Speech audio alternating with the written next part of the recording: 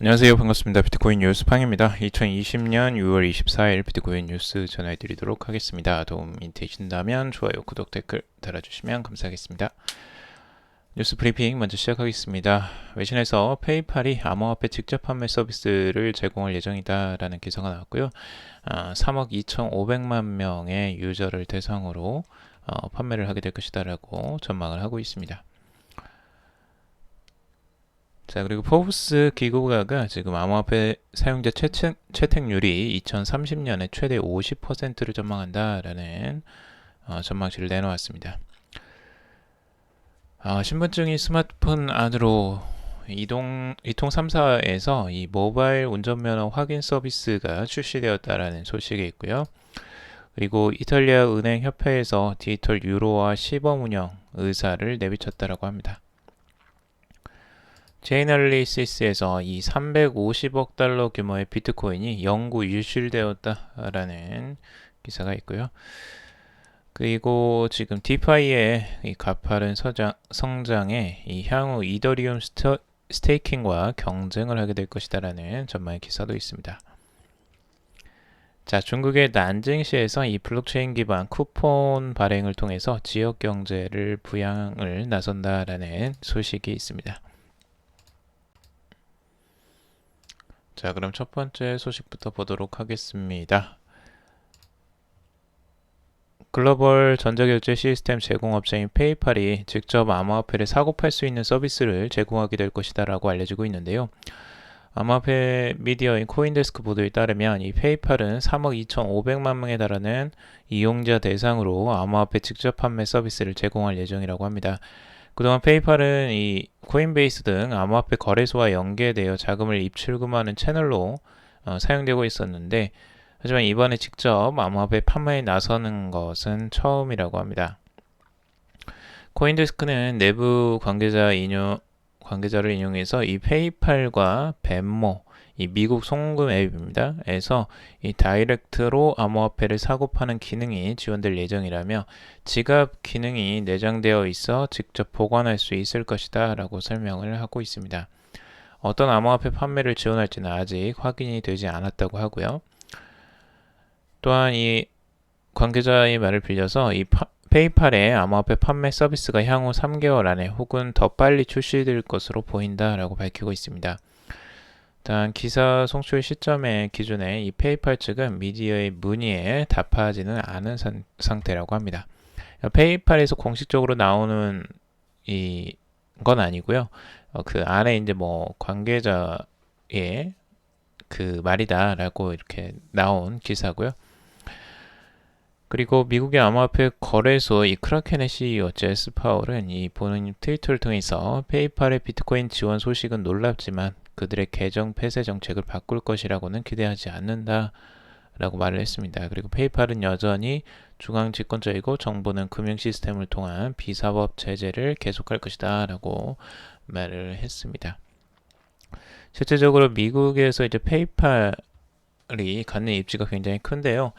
이 페이팔은 3억 2,500만 명에 달하는 이용자 수를 보유하고 있습니다. 그래서 이 파급력이 실제적으로 굉장히 클 것이라고 예상을 하고 있는데, 이 트위터에서 지금 나왔던 그것과 또 경쟁을 하게 될지 한번 지켜봐야 될 것 같고요. 갈수록 이 암호화폐를 판매하는 채널들이 늘어난다라는 건 이 암호화폐 시장 자체로서는 이제 긍정적인 부분이라고 당연히 할 수 있겠죠. 그것도 페이팔에서 이제 판매를 한다면 직접적으로 굉장히 큰 이슈가 될 것으로 보입니다. 자, 그리고 페이팔에서 이 주장을 또 그 뒷받침하는 내용이 있는데요. 이 비트코인 통합 소문 속에서 이 암호화폐 엔지니어 채용에 나섰다라는 소식입니다. 구인 공고를 이제 낸 건데요. 그 페이팔에서 지금 공고를 낸 게 이제 두 가지의 직무가 있다고 합니다. 우선 첫 번째는 이 테크니컬 리더, 암호 엔지니어라는 직무인데요. 해당 목록은 이제 민첩하게 출시 기간과 혁신을 중점에 둔 페이팔의 새로운 글로벌 이니셔티브를 책임질 것이다 라고 설명을 하고 있습니다.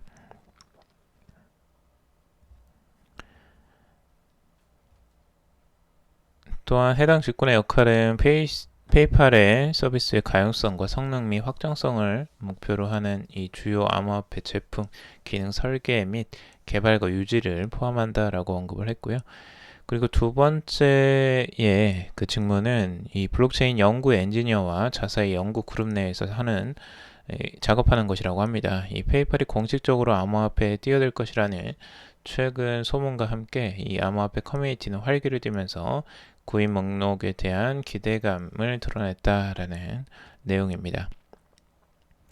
직무 요구사항에는 C++ 및 비대칭 암호화 그리고 암호화 라이브러리에 대한 경험과 함께 비트코인 개발과 겹치는 많은 기술을 요구한다고 합니다. 이런 이제 부분들이 그 내용들을 비트코인을 판매하는 부분에 대한 그 뒷받침하는 내용들이라고 지금 해석을 하고 있고요. 근데 직접적으로 지금 페이팔에서는 공식적인 의견이 안 나왔기 때문에 조금 더 이 소식을 기다려 보도록 하겠습니다. 자, 그리고 비트코인에 대한 전망인데요. 한 분석가는 지금 두 가지 방향성으로 이제 같이 보고 있습니다. 그래서 비트코인의 현재 가격 추세가 첫 번째 이 추세선이 이제 한번 깨지고 내려왔기 때문에 추가적으로 이 추세선을 깬 후 하락이 추가적으로 나올 수 있다라고 지금 예상을 하고 있고요. 그래서 9,200달러 선의 지지선을 깨고 내려가게 된다면 이제 8,400달러 선 그리고 8,000달러 선까지도 이제 하락할 가능성들을 열어놓고 보고 있습니다. 반면에 이 상단으로 상승하는 관점도 나오고 있는데요. 이 대칭형 삼각형으로 지금 가격이 모아지는 형태를 지금 보고 있고요. 이 가격대가 위쪽으로 지금 10,000달러 선을 돌파하게 된다면 추가적인 상승세가 나올 수도 있는 가능성도 지금 열어놓고 보고 있습니다. 그래서 양 갈래로 지금 둘 다 지금 열어놓고 보고 있는데 어느 쪽으로 지금 갈지는 이 지지선과 이 저항선을 깨트리고 난 다음에야 조금 더 확신을 할 수 있을 것 같습니다. 그래서 지금 현재 9,200달러와 이 10,000달러 선이 중요한 저항선과 지지선으로 지금 작용하고 있는 걸 보실 수가 있고요. 자, 그리고 비트코인의 현재 가격 지금 9,612달러 선입니다. 가격이 횡보를 지금도 계속하고 있지만 단기적으로는 살짝 반등이 나오긴 했는데 아직까지도 지금 9,600달러 선에 멈춰져 있습니다. 그래서 딱 이 가격의 지금 횡보 상태를 계속 유지한다라고 볼 수가 있겠고요. 아직 방향성을 잡지는 못하고 있습니다. 지금 50일 이동평균선 위쪽에 다시 올려놓으면서 방향성을 전혀 예측할 수 없게 지금 또 만들어 놓은 상황이죠. 자, 그리고 포브스 기고가 지금 암호화폐 사용자 채택률이 2030년에 최대 50%를 전망한다 라는 기사인데요. 포브스 기고가인 리오르 셔먼이 향후 암호화폐 시장의 고성장 가능성을 시사했다라는 소식입니다. 2030년엔 암호화폐 사용자 채택률이 최대 50%를 기록할 것이다 라고 예측을 하고 있는데요. 포브스에 따르면 그동안 개인 투자자들은 암호화폐 거래소 덕분에 기관 투자자들보다 한 발 앞서 여러 암호화 자산에 투자할 수 있었다라고 말을 하면서 동시에 암호화 자산도 비교적 보편적인 자산이 됐다라고 말을 하고 있습니다. 마찬가지로 인터넷도 사용자 대화 방식에 영구적인 변화를 주는 혁신적인 패러다임 변화를 가져왔다라고 하면서 이러한 측면에서 현재의 암호화폐의 성장세는 과거 인터넷 성장세와 유사하다라고 볼 수 있다라고 설명을 하고 있습니다.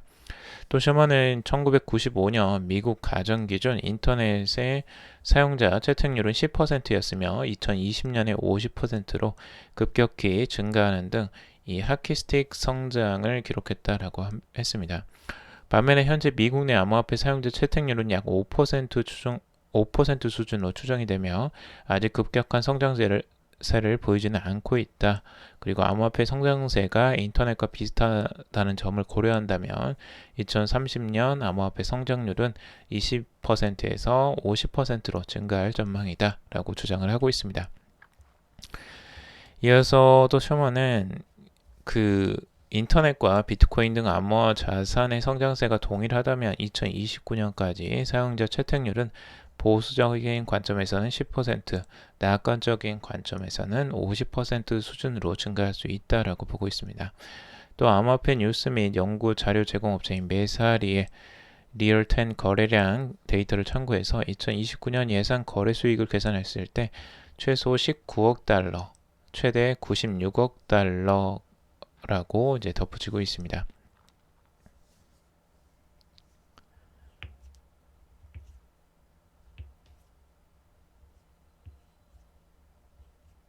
그리고 지금 기관 투자자들이 잠깐 암호화폐 시장과 비교했을 때 개인 투자자들의 암호화폐 채택 속도가 훨씬 빠른 편이며 이 비트코인 투자 경험을 쌓고자 하는 열망도 강했다라고 말을 하고 있습니다. 그래서 또한 암호화폐 전문 투자 기관인 비트와이즈는 2017년 기준 암호화폐를 포함해서 자산관리 포트폴리오를 관리하는 고객의 비율은 6%라고 밝혔으며 2020년에는 13%로 증가할 것으로 예측을 했습니다.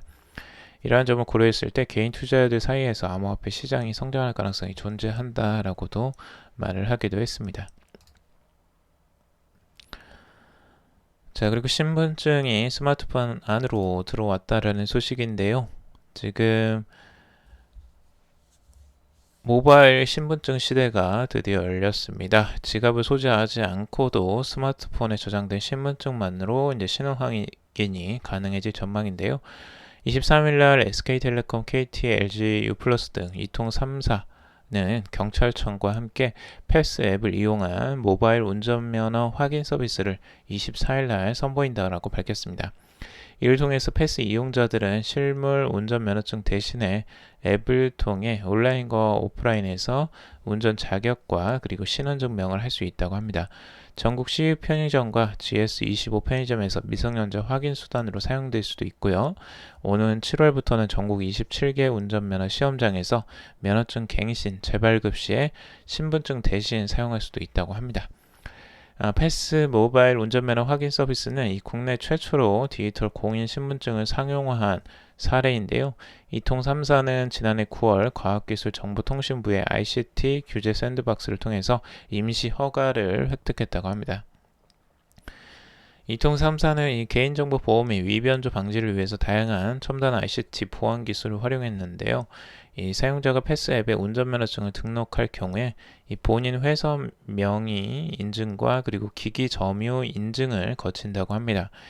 운전면허증 사진과 면허 번호 그리고 식별번호의 진위 여부도 동시에 확인을 한다고 하고요. 특히 이 패스 서비스와 경찰청 운전면허 시스템을 블록체인으로 연동해서 이 경찰청과 도로교통공단에 등록된 실제 면허증 사진이 앱에 등록되도록 함으로써 이 타인의 사진이나 정보로 이 면허증을 위변조하려는 시도를 차단할 수 있게 만들었다고 합니다. 아울러서 이제 화면에 운전면허증 사진과 인증용 QR코드, 바코드만 노출되도록 해서 이 생년월일이나 주소 등 개인정보의 불필요한 노출을 최소화했다고 하고요.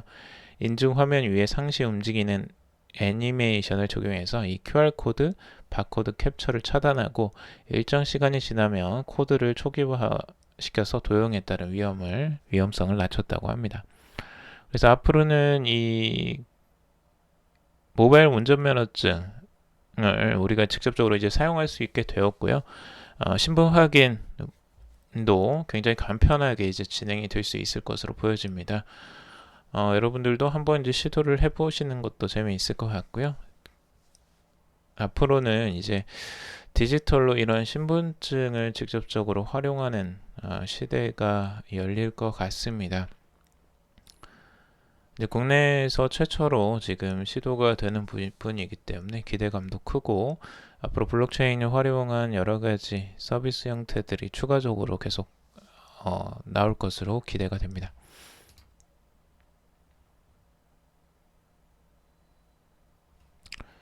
자, 그리고 이탈리아 은행협회가 디지털 유로화 시범 운영 의사를 내비쳤다라는 소식입니다.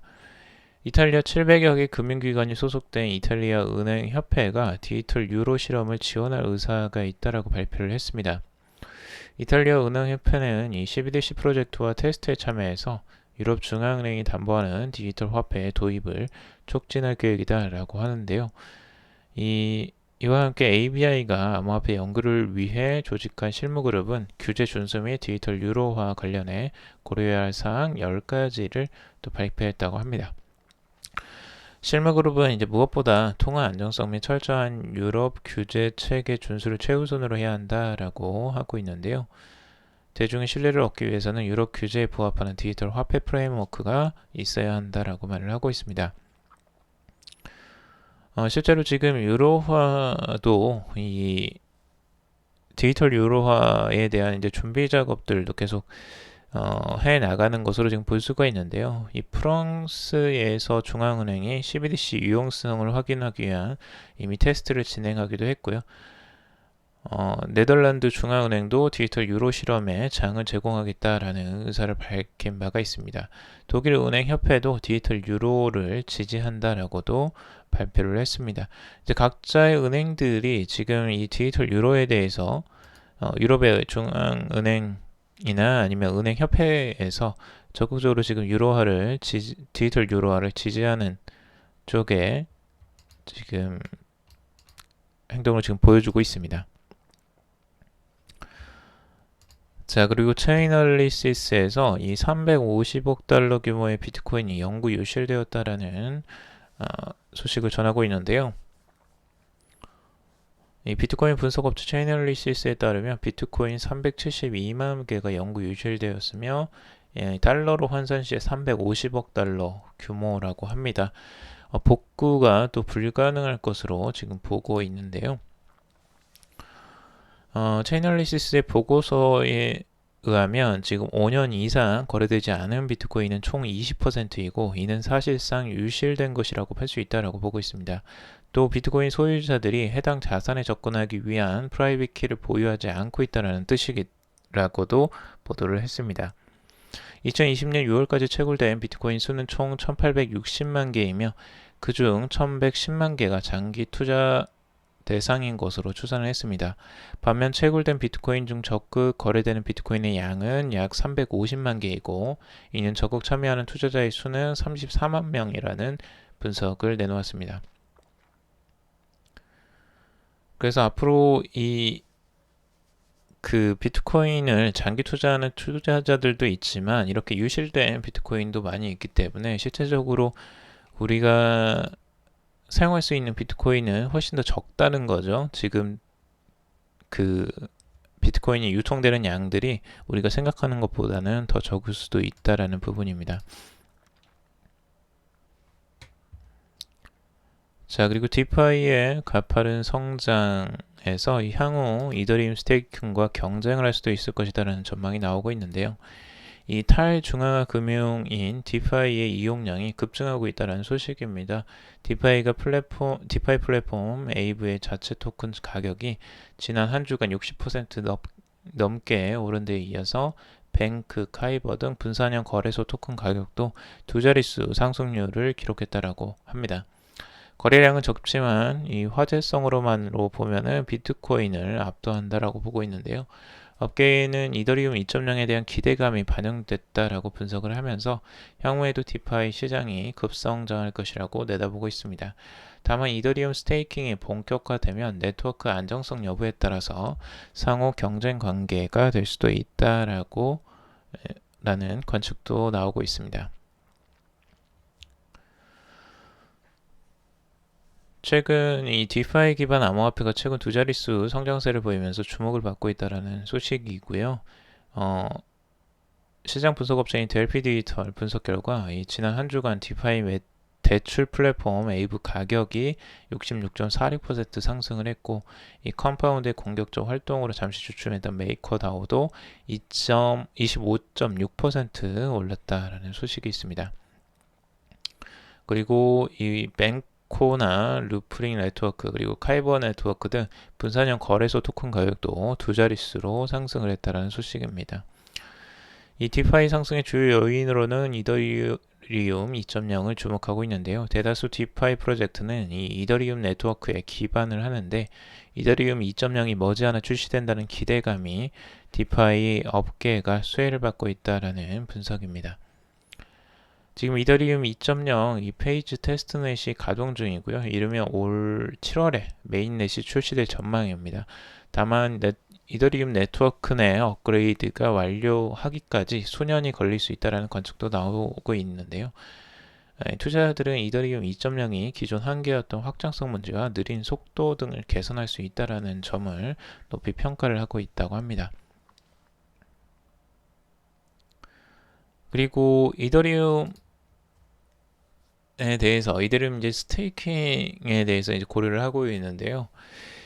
앞으로 이더리움 2.0의 기대감에 디파이 시장이 동반 성장하고 있지만 향후 이더리움 스테이킹이 본격화되면 양자 간 경쟁 구도가 형성될 가능성도 있다라고 제기를 하고 있습니다. 이더리움 스테이킹은 최저 이 32이더를 예치하면 그에 대한 보상을 주는 방식인데요. 즉 사용자가 이더리움을 네트워크에 고정시켜야 합니다. 반면에 현재 서비스 중인 대다수 디파이 플랫폼은 이더리움을 포함한 암호화폐를 빌리거나 빌려주는 방식인데, 따라서 사용자는 둘 중에 하나를 선택해야 하는 경우가 생길 수도 있다고 보고 있습니다. 관건은 이제 스테이킹 보상 규모인데요. 이 스탠리 클레초프 에이브 최고 경영자는 만약 스테이킹 보상이 디파이 서비스 수익보다 크면 둘 간 경쟁을 할 가능성이 있다라고 하면서 시간이 지나야 정확히 알 수 있을 것이다 라고 말을 하고 있습니다. 이더리움 재단은 연 2.2에서 3.3% 수준이 될 거라고 보지만 확정된 바는 없다고 합니다. 그래서 이제 대출에 대한 서비스인데, 이 대출 탈중앙 금융 디파이와 그리고 이더리움을 이제 스테이킹을 하게 됩니다. 이더리움 2.0에서는 실제적으로 스테이킹에 대한 이 보상을 해주는 이 포스 방식이기 때문에 이 방식이 바뀌면서 여기에다 이제 경쟁에 대한 구도가 형성될 수 있다라고 보고 있습니다. 그래서 이거는 수익률에 따라서 좀 나눠질 것 같고요. 전체적으로 스테이킹을 하든 디파이를 하든 둘 다 이더리움의 그 생태계에는 굉장히 큰 도움이 또 될 것으로 보여집니다. 자, 그리고 중국의 난징시에서 이 블록체인 기반 쿠폰 발행을 통해서 지역 경제 부양에 나섰다라는 소식인데요. 중국 이 장쑤성 난징시는 경제 부양 방안의 일환으로 식품, 전자제품 등과 교환 가능한 블록체인 기반 쿠폰을 발행한다는 소식입니다. 난징시는 이달 초 이 디디 트래블, 그리고 피자헛, 그리고 까르푸 등 수백여 개 브랜드와 함께 난징대 도시 소비 연합을 구축을 했다고 하는데요. 이 10억 위안 상당의 소비 쿠폰을 발행해서 단기간에 지역 소비 흐름을 살리겠다는 취지라고 합니다. 현재까지 난징시 정부는 3억 8천만 위안 상당의 블록체인 기반 쿠폰을 발행했고요. 이 밖에도 정부는 코로나19 이후에 경기 회복을 위해서 기업 여건 개선, 지역 혁신 촉진 등 장기적인 정책 마련에도 주력하고 있다고 합니다.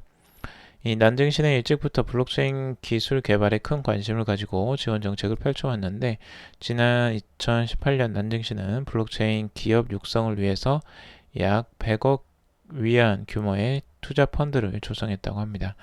또한 중국인민은행은 블록체인 인공지능 중심의 스마트시티 연구소를 난징에 또 두고 있기도 하고요.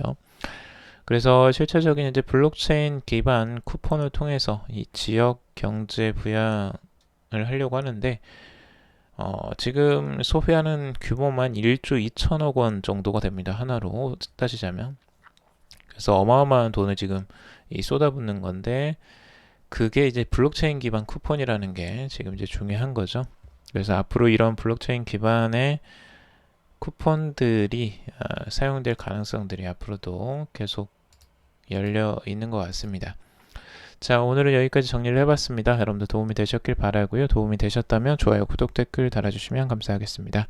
투자에 관련된 정보들은 참고사항일 뿐이고 좋으니 아니니 투자하실 때 여러분들 스스로 꼭 판단하시고 결정하시길 바라겠습니다. 들어주셔서 감사합니다.